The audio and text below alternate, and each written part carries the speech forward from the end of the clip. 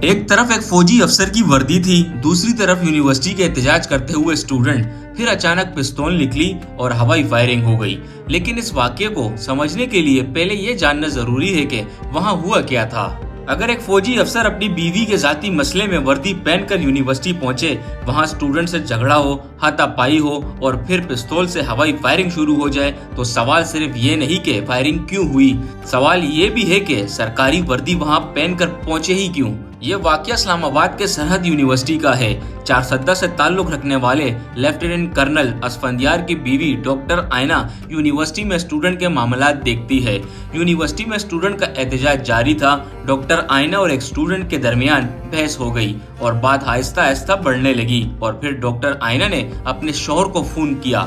اسفندیار اپنی بیوی کو وہاں سے نکالنے کے لیے یونیورسٹی پہنچ گئے۔ اب یہاں تک ایک شوہر کا اپنی بیوی کے لیے پہنچنا سمجھ میں آتا ہے، لیکن مسئلہ یہ تھا کہ وہ عام کپڑوں میں نہیں، فوجی وردی میں تھے اور ان کے پاس پستول بھی تھی۔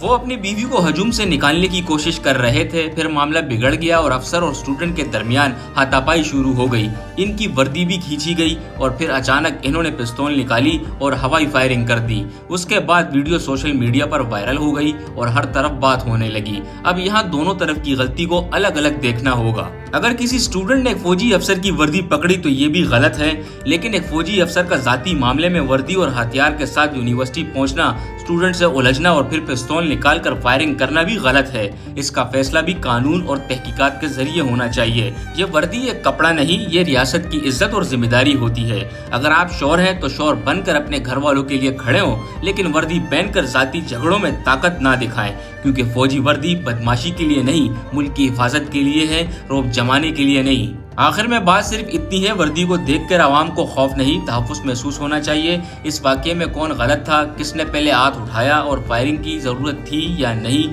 یہ فیصلہ سوشل میڈیا نہیں، تحقیقات اور قانون کو کرنا چاہیے، کیونکہ ملک کا چوکیدار اگر قانون کی حفاظت کرے گا تب ہی عوام کو اس وردی پر فخر ہوگا۔ آپ کیا کہتے ہیں، کامنٹ میں ضرور بتائیں۔